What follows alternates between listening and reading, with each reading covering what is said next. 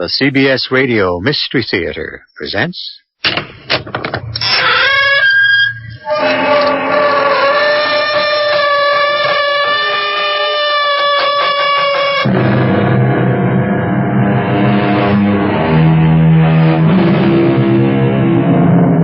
Come in.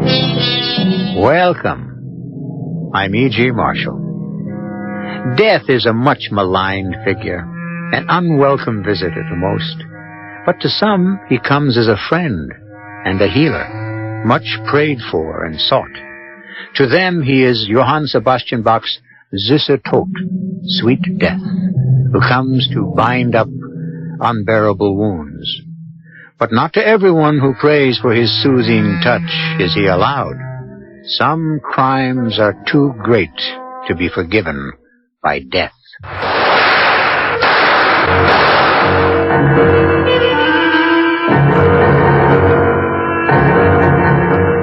Our mystery drama, The Curse of Conscience, was written especially for the Mystery Theater by Ian Martin and stars Tony Roberts.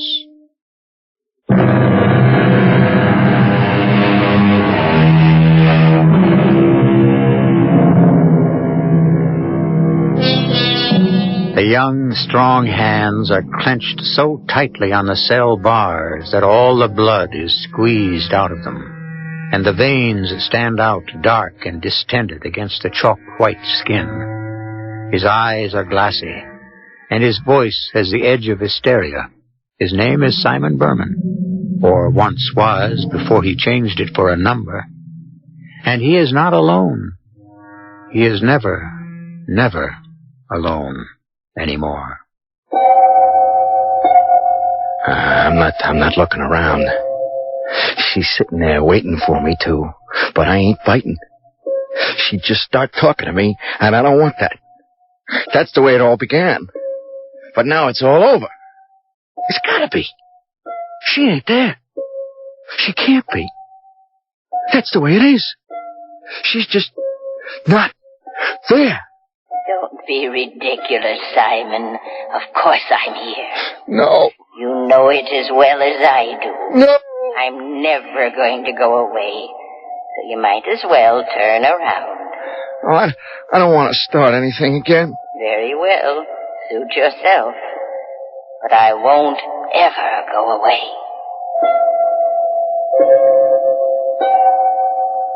One thing I gotta say is she don't change. I mean, she's like that old crumb in ancient history or something who wanted to get across the river.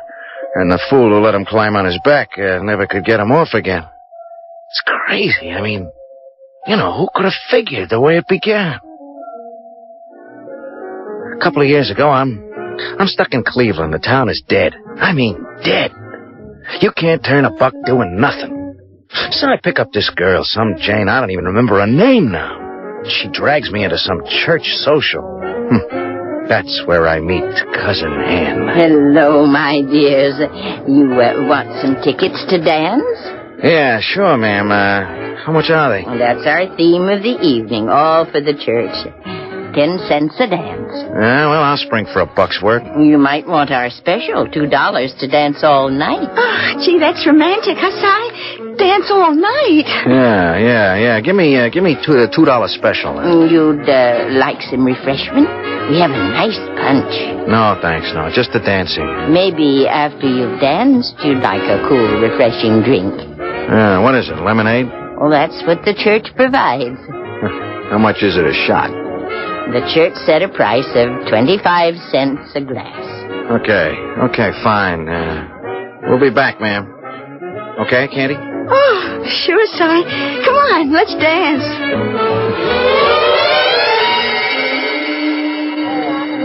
What do you say, Candy? Shall we cut out? Oh, no. I'm having a good time. Aren't you? Yeah. It's all right. It's a 2-bit church recreation hall and a jukebox. The Stardust Ballroom, it ain't, you know. Well, if you want to take me somewhere better, like maybe the disco or one of the big hotel ballrooms. Well, I was figuring, like, maybe I'd take you home, you know? At 9 o'clock in the evening? Oh, you promised me a big time. Yeah, sure I did. But... I thought you were the big spender. What's your rush? You turn me on, Mama. Well, so that's all right, but a girl doesn't like to be rushed all that much, you know? Yeah, and if we hang around here for a while? Well, then maybe we could, stop at your place. No, I just had it painted. Look, the place ain't fit to live in. I mean, how about your place? Well, You got a roommate or something? Oh, no, but... Yeah, but what? Well, I don't even hardly know you. Hey, what do you want? My life history? Fingerprints? Social security number? Oh, come on. I don't need anything like that. I can tell you're a real nice guy. So after another dance, we go to your place, huh? Oh, okay. But first I gotta go to the, and, when I get back, I could use some of that lemonade. You spring for some for us? Yeah, sure, so long as we got that deal, huh? Oh, well, you got it made, handsome. Time you get back, I'll be waiting for you over in the corner there. Go to my place? That's a laugh.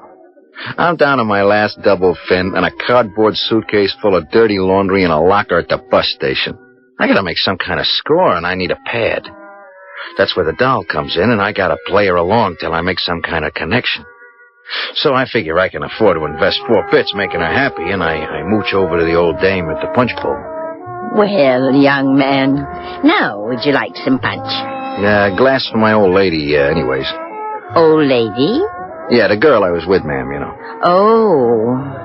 Well, now, maybe you ought to try some yourself first. No, that's all right. I don't go in much for, soft drinks. You might like this one. Try it. We'll make it on the house. On the house, huh? Well, I never refuse a lady. That's lemonade? What kind of church dance is this? Oh, I have them once a month. Most of the customers are regulars. Yeah, well, I can see why. Would you like another? You wouldn't have to twist my arm.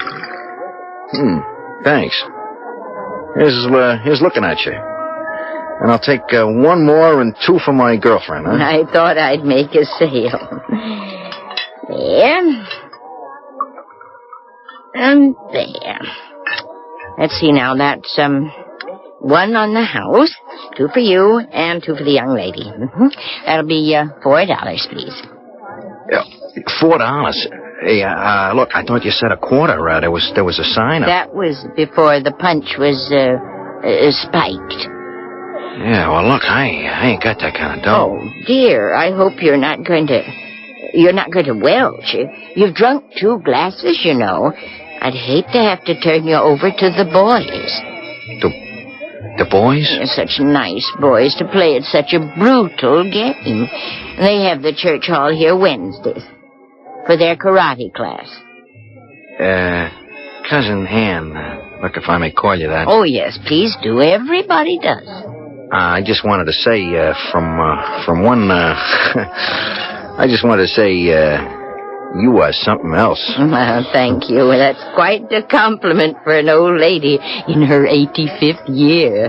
Hey, you're 85? I said year, 84. Please don't rush me as I must you. The $4, please. Well, except for some change, all I got is a $10 bill. Oh, I can make change. You win. Wonder what happened to my girl. Where did she go? The powder room. Oh, I can find out for you. Would you mind running my stand till I come back? Here's your $6 change. Hey, you trust me with this? Why shouldn't I? Are you all right, my dear? What? Oh, yes, thank you. Cousin Ann. Oh, I'm Candy Minton. Well, why did you ask if I was all right? Oh, well, because your young man was worried about you. Oh, he's not my young man. I just came with him, and And now you're sorry you did, huh? I didn't say that. You didn't have to. He's a bit of a swinger. Is that what it is, Candy? Yeah, like he wants to take me home, see? Well, naturally. Yeah, but you don't see it. I live alone, you know, and I can feel this is like... He's trouble, and I don't want any. Fascinating. How do you know? Well, I wasn't born yesterday. I know his type by now. He's some kind of drifter, deadbeat, I don't know what. All you got to do is look in his eyes. This dude is trouble. Oh, I don't think so. Seemed like quite a nice boy to me. Oh, don't let him fool you. I think he's just lonely. Maybe a bit scared. Oh, not him. But what am I going to do? Well, if you want to go home without him, nothing's easier. But I can't slip him. I just know it. He's watching for me to come out. Well, he won't be when you do. I'll make sure of that. How? Very simple. I'm going out now, and I'm going to ask him to dance with me. Dance with you? Why not? I've always been a very good dancer. Just a minute. Oh, nice, just my speed and right on cue. They're playing a waltz. Now, Candy, while he's dancing with me, you watch. And when you get the chance, duck down the back car to the rear door and out of his life. He won't see you, I guarantee. I'll keep him busy. I'm standing by the punch bowl when this wrinkled-up little prune blows back, almost catching me sneaking the last drink in the bowl. I figure the best defense is attack, since I see she's alone. Hey, where's my girl? Oh, she's otherwise engaged for the moment. Well, I see the bowl is empty. I'm not surprised. Well, I've been doing a Russian business here. Let's see, $23. Thank you. Well, that frees me from my duties. So while we're waiting for your young lady, why don't you ask me to dance? To dance? They're playing a waltz. My favorite. Well, I ain't much on that kind of dancing, cousin. You know. Cousin Anne, please. Use my name. And there's no problem. I can show you very easily. Hey, you know, you dance pretty good. So do you. Sigh. Is that with a C? No, it's with an S. You know, for Simon. Simon. Oh, I might have known it. You look so much like him. It's almost as if he were alive all over again. Some guy you know named Simon? No, his name was Peter. But that's just the same, isn't it? Oh, dig ya. Oh, it's in the book of Matthew, chapter 4, verses 18 and 19. It all just seems as though it's fated, Si. What's that? That I should command you, as our Lord did to the man Simon called Peter, to follow me. Yeah, where? Oh, I would hope to your salvation. Well, now, that's sort of a rocker for a number one man whose life is dedicated to the pursuit of the easy buck, isn't it? To say nothing of the fact that he's a man who doesn't need an elastic conscience, because in his life to date, he's never needed one at all. Just how do you suppose he'll make out if he ever has to use one? Let's see when I return with Act 2.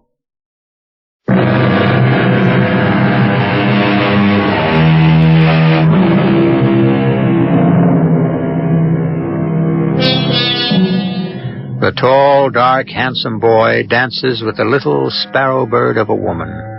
A half a century lies between them.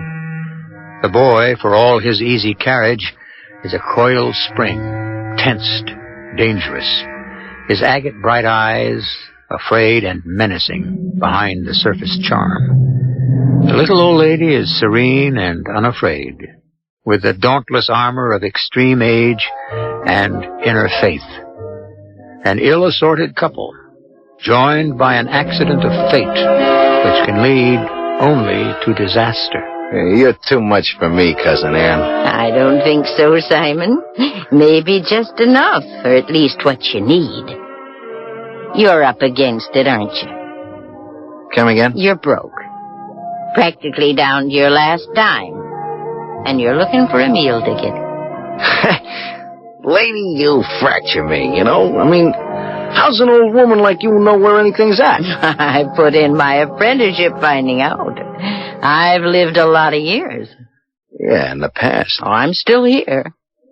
You'll have to tell me if I'm right. I think you've run out the string side. That $10 I changed for you was your last line of defense. Hey, what is this? I know I'm right, and so do you. And this girl tonight, she was just a means to an end, a place to spend the night, huh? What do you mean, was? Hey, look, I gotta find her and She isn't here anymore. How do you know? Well, you scared her. She wanted to go home. And she's gone, alone. I'm sorry if I broke up your date, but it really was for the best. Yeah, I'm glad you figure it that way. Now, before you get too mad, why don't you listen to me? Yeah, listen to what? I don't have a date, so you can be mine. The party's over, Simon. Will you see me home? I never figured this. Me, walking a little old bundle of bones, couldn't weigh over 85 pounds soaking wet home. But what else have I got going for me, you know? So, that's my proposition. Now, how does it feel for a change? What do you mean, change? Well, aren't you the one who usually makes the proposition? I say it again, Cousin Ann. You are really something else. Something else from you, Simon, baby. I'd like you to cross over and join my world. Well, what's your world? Well, I told you. The way to salvation. You mean you're ready to take me in? You stake me till I find a job? Get back on my feet? But what's the payoff? Payoff? What am I letting myself in for? What have I got to pay back? Oh, nothing really, except companionship and maybe sort of the miracle of a memory coming alive. For even only a little while. You're so like him, Simon. Well, here we are home. We can say goodnight, and you keep on walking, or you come in with me and make it yours, too. You're taking some risk. At 85. 84. You really want me to come stay with you? I really do, Simon. I think it would be very good for both of us. I got a suitcase down at the bus station with my things. I could go fetch it and come back. You do that. And I'll have a nice little supper waiting for you by the time you come back, Peter. I mean, Simon.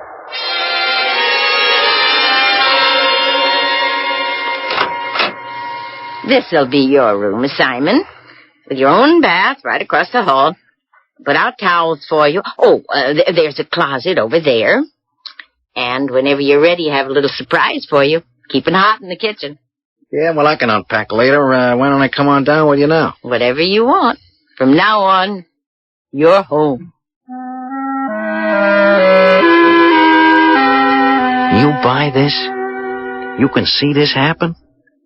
I had to shake all the cobwebs from that loaded punch out of my head to make sure it was for real, and I'd fallen knee-deep in it.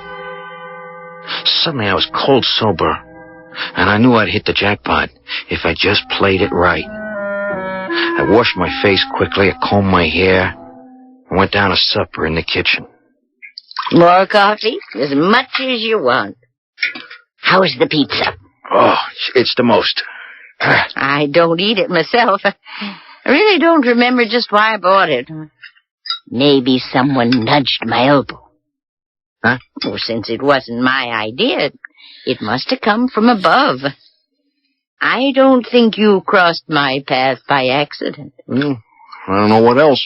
Well, you don't believe in him as easily as I do. Yeah, religion ain't my speed. Perhaps not yet.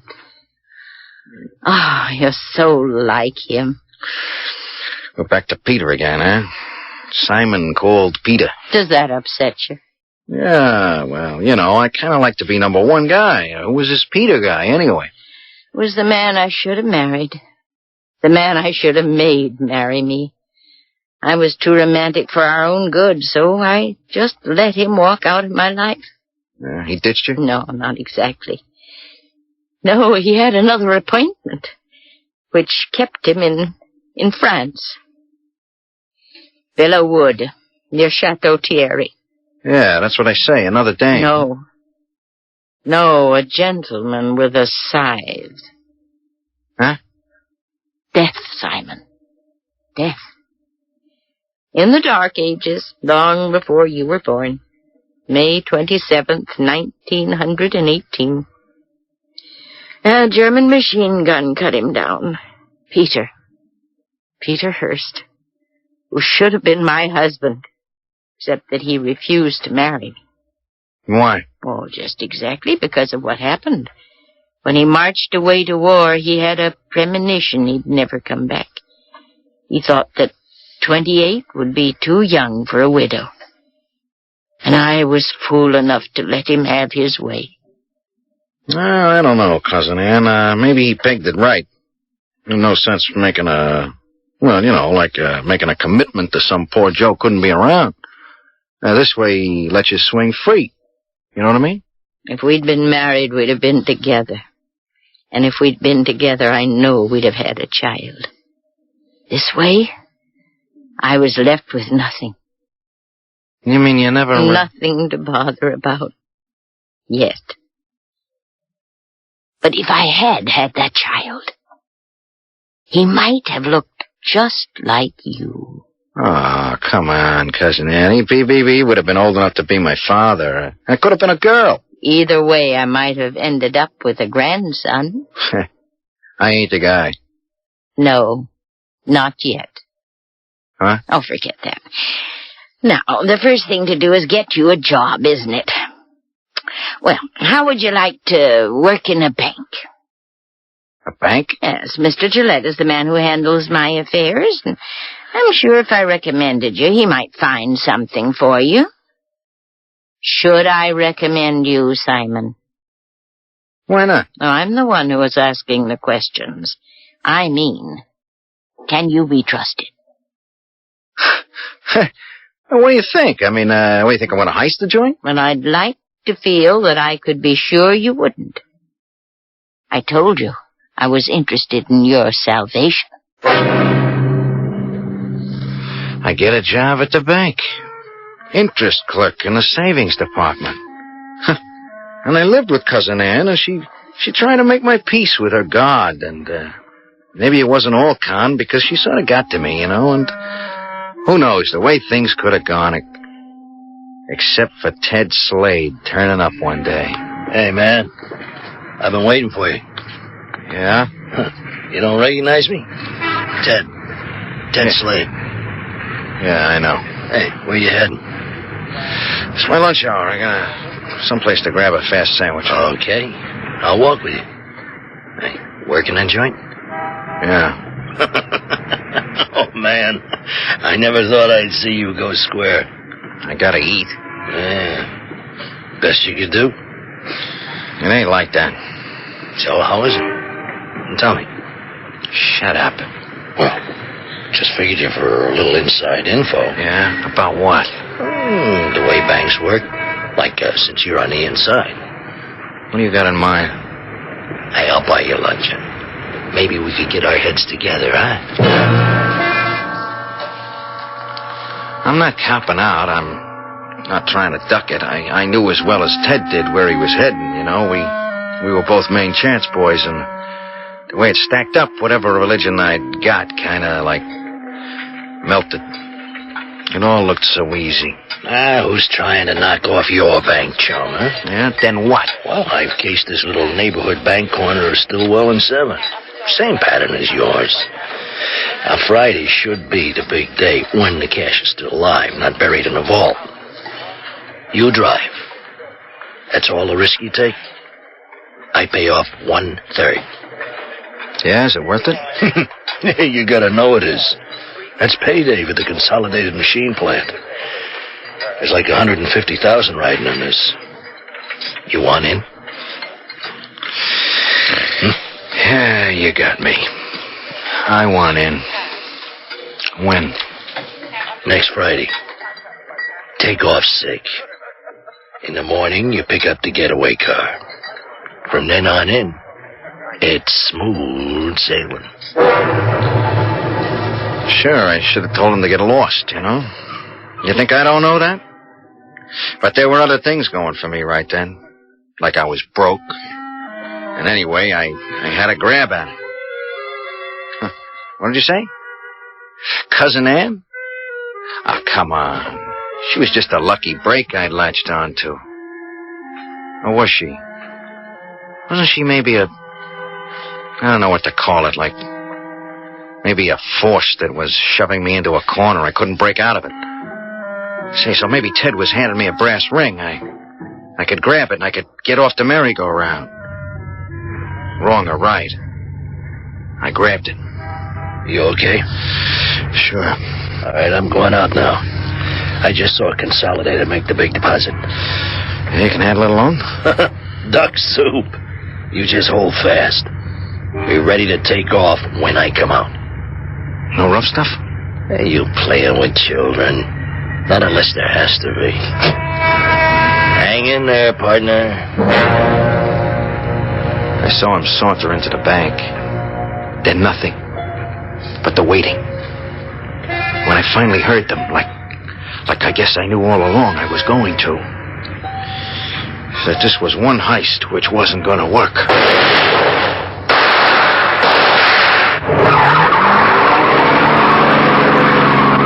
No problem. I shoved that getaway car into gear and took off. I junked it 4 blocks away and went back meekly to my job as interest clerk. But I knew right then, no matter how it went, I had to get out, even away from Cousin Ann.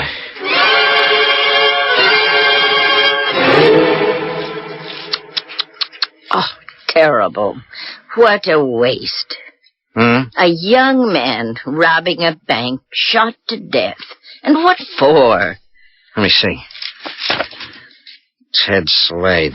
Oh, did you know him? I'm just reading his name here in the paper. Where? Yeah, right there. Oh, at the end of the story, I hadn't got that far. Police speculated that the robber could not have been alone. Mrs. James C. Needleson, returning from lunch, remembers a gray sedan sitting near the bank with its engine running. A search is being made for the car and a possible driver. Oh, what a terrible thing. A young man throwing away his life for a few dollars. You wouldn't have to do that, Simon. Huh?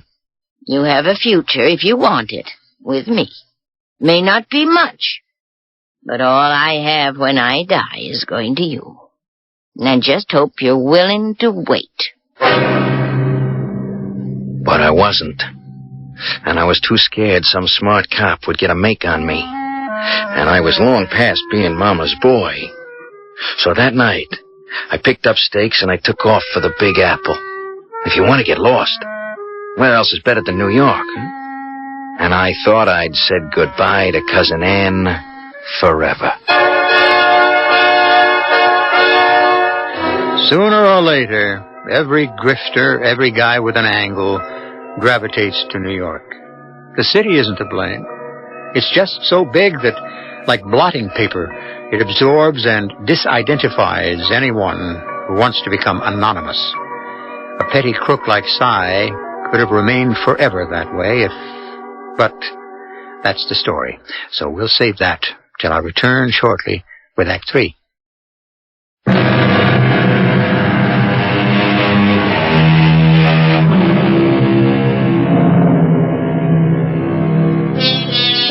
Three months in New York have not been very kind to Cy Berman. Oh, he has a new girl.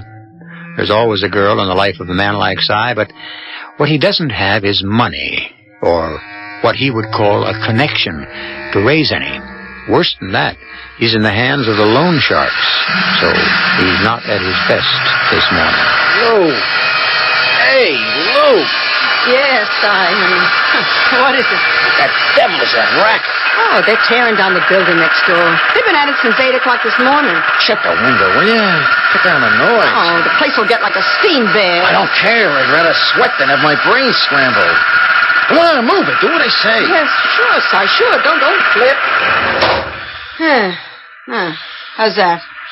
Vibration's still enough to knock my head off. I need a drink. Where's the bottle? I threw it out. What? Now, take it easy, Si. You'll knock me up again. It was empty. You've been hitting it again? Si, no. You knocked it off yourself last night. Oh, please, you're hurting me. I ought to lay one across you. Go on, get out of here. Get me another one. Oh, what'll I use for money? We clean again? You ought to know. Oh, jeez, what are we going to do, Si? I don't know. I can't get nowhere. Well, if it hadn't been for me, we'd have been on welfare the past month and a half. Sure. Big deal your brother rung me in on. Get me in the hands of the loan sharks. How am I going to dig myself out of that, huh? Oh, if you could only get something going. Yeah, not legitimate, that's for sure. I'm never going to dig myself out that... Who's that? I don't know. Maybe Sal. Yeah? Give him my gun just in case. Now, don't go off like a rocket, Si. I'm sure it's only my brother. Yeah, I'm not taking any chances. Who is it? It's Sal. You alone? Sure. What do you think? You better be. I'm nervous. I'm real edgy. Open that door, Si. Go ahead, Lou. Open it up. Will you put the gun away, Si? I'm alone. This time. What do you want? You're overdue, Si. Oh, I haven't got it. Well, you'd better get it. You know, the man gets nervous when it goes over $1,000.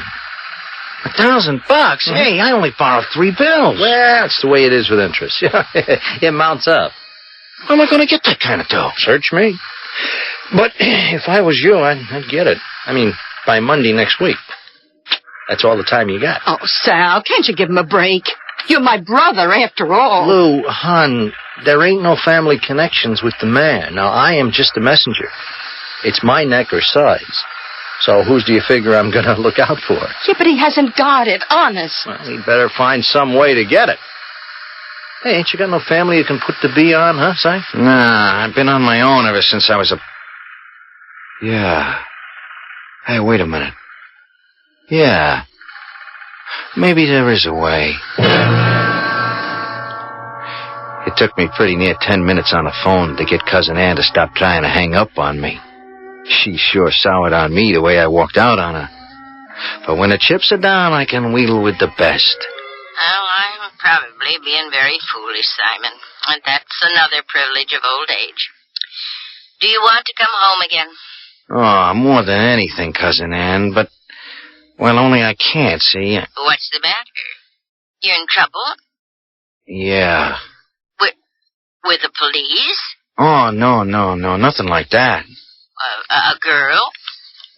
Well, no, I don't have any trouble with them. Yes, I don't imagine you do. Well, what is it, then? I was very foolish, see. I had to live. I'm in hock.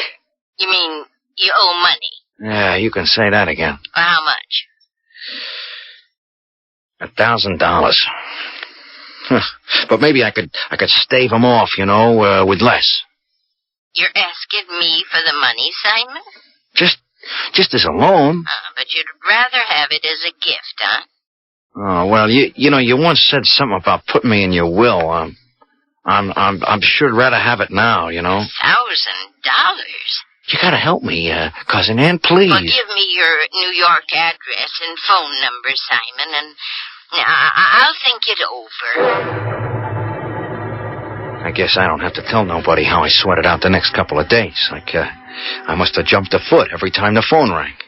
And I had Lou running up and down the stairs 10 times a day looking for the mail. Who's that, Lou? Search me. Look, they said I had till Monday. I still got time. Yeah? Yeah, who is it? It's Cousin Ann, Simon. Will you come down and help me with my bags, please? Who is it? It's Cousin Ann. What the devil's she doing here in New York? So, this is how you're living. Yeah, it's the best I've been able to manage. Well, now that Cousin Ann is here, we'll see if we can't improve things for you. You mean you brought the... I mean the money? Now, that's something we can discuss when I get settled in. I want us to enjoy my visit while I'm here, before we go back to Cleveland. The next few days was enough to get me annoyed enough to murder this old babe. Like it gets to be Saturday, and I sneak out of the house to phone Lou from a booth and let her know how the land lays, see? Sal ain't here right now, Si. Nothing he could do anyways. Hey, look, Lou, don't be mad at me. I'm just trying to play the angles, only nothing pays off. She hasn't come up with the dough? Nah. She says it's usury and it's against the law. She wanted to bring in the cops. Oh, no. Yeah, it was all I could do to stop her. Lou, what am I going to do? Don't tell me you've run out of snake oil, chum boy. Lay you off. Yeah, I tell you, I'm scared silly. And what's driving me bananas is all she's got to do is write a check and I'm home free. I've only got today and tomorrow to make her see reason. If she doesn't come through, I'm going to murder her. Oh, there you are, Simon. I didn't know where you'd got to. I was afraid you'd forgotten our little trip to the Metropolitan Art Museum today. Look, Cousin Ann, maybe this trip here is a big blast to you, but with me it's life and death. I got less than 24 hours to come up with 1,000 big ones, or else I'm going to get hurt. I'm hurt bad. I gotta know. You're going to give it to me or not? I have no intention of having any traffic with crooks and criminals, or of condoning usury. I am not going to pay it, and neither are you. What? The matter is in much better hands than ours, Simon. And that's the last I intend to say about it. Whose hands? You think this is something that guy you pray to is going to take care of? I have no doubt in the last analysis. I am sure when we go to church tomorrow, he will answer my prayers. There's a right way and a wrong way to go about things. Now, you listen to me, Simon. No. Now, you listen to me, you silly old doll. You're going to make that pay off. You see this? Yes, it's a pistol. Yeah, with real bullets. One of which, so help me, is going to make you very dead if you don't sit down and write me a check for that 1,000. I can't do that, Simon. You better, cousin. I am not kidding. I'm desperate. It wouldn't do any good even if I had a check, which I haven't. I haven't even a bank account. And I haven't any money. Certainly not $1,000. What are you talking about? You're loaded. I have a small insurance annuity policy, which pays me barely enough to live on. Yeah, but the house. Oh, I don't own that. The church has been kind enough to let me use it these last years rent-free in return. But you said I'd be in your will. You are, but why, it's only a few dollars that I thought might help. Why, you silly old fraud. You led me down a garden path. And because of you, I'm going to get my brains knocked out. I could kill you for that. Only you won't. Because God wouldn't allow a boy like you. Damn you! And your...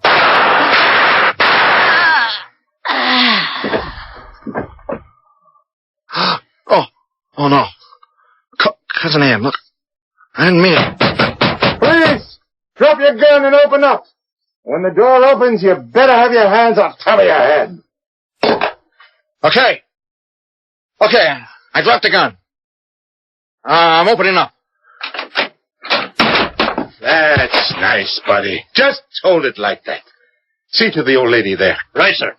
How did you know to be here? We weren't looking for homicide, buddy. Just answering a complaint at the precinct 2 days back by the old lady. Something about usury and loan sharks. We just came by to check it out. What's the matter, Crumb? She didn't want to pay off?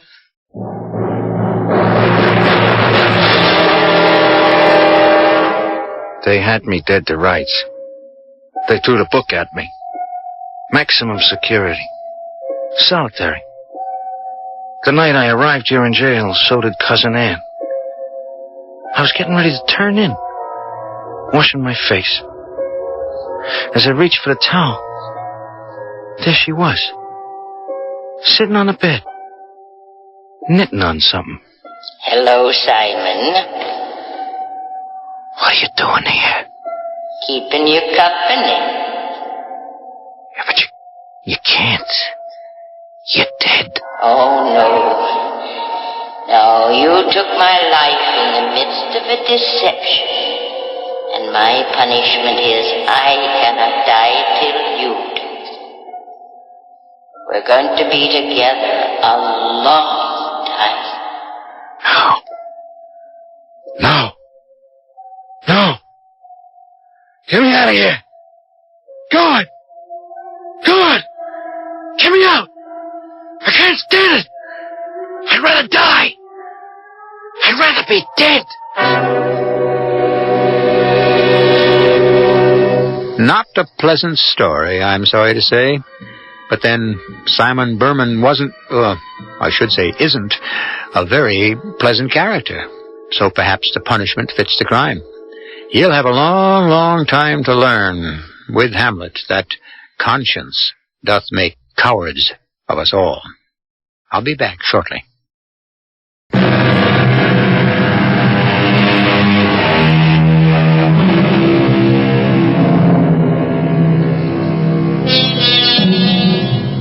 Cy Berman is no longer housed on death row. He lives part of the time in a padded cell when he doesn't have to be confined to a straitjacket in his own room. They've even given up treatments. No form of therapy helps. He lives in his private world with only one other companion, a gentle ghost named Cousin Anne, whose kindly presence, far from soothing him, has driven him mad. Our cast included Tony Roberts, Mary Jane Higby, Bryna Raeburn, and Earl Hammond. The entire production was under the direction of Hyman Brown. This is E.G. Marshall inviting you to return to our Mystery Theater for another adventure in the macabre. Until next time, pleasant dreams.